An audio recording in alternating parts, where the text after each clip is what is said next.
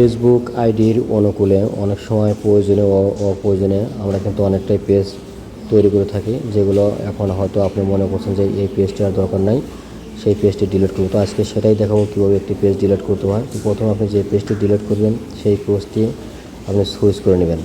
তো আমি আমার এখানে দেখানোর জন্য সরাসরি স্ক্রিনে চলে আসলাম। তো ভেজিটেবল লাভার এই পেজটি আমি ডিলিট করে দেখাবো যে কীভাবে পেজটি ডিলিট করতে হয়। তো আমি সরাসরি স্ক্রিনে আপনারা দেখবেন আমি ভেজিটেবল লাভার এইটি আমি সিলেক্টেড করলাম, এই পেজটি ডিলিট করবো এখন।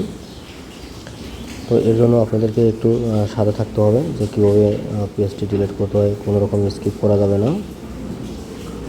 এরপরে এখানে আসার পর সেটিং অপশন, এটা আপনাকে সিলেক্টেড করতে হবে। সিলেক্টেড করার পর এখানে আপনি একটা ক্লিক করবেন।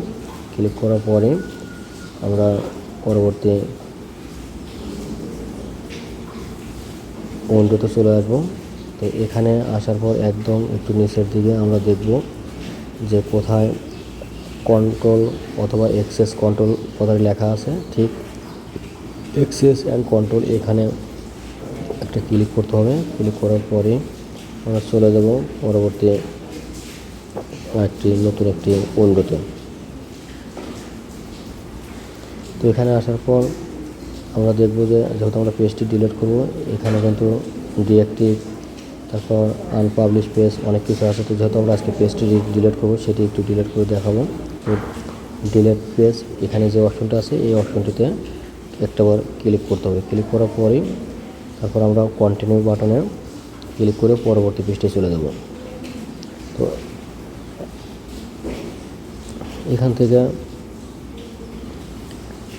আমরা যদি চাই যে যেহেতু আমাদের যে পেজটি আছে সেই পেজটিতে কিন্তু অনেক ধরনের ইনফরমেশন থাকতে পারে, ছবি ভিডিও, সেগুলো চাইলে আমরা ডাউনলোড করতে পারি। যেহেতু আমাদের দরকার নেই, আমরা কন্টেন্ট বারতে ক্লিক করে চলে আসলাম। তো এখানে আপনার পেজের যে মেইন আইডি আছে সেই আইডির যে পাসওয়ার্ড, সেই পাসওয়ার্ডটি এখানে দিলেই তারপর কন্টিনিউ বাটনে ক্লিক করলেই বাস হয়ে যাবে, আপনার পেজটি ডিলিট হয়ে যাবে। সবাই ভালো থাকবেন, সুস্থ থাকবেন।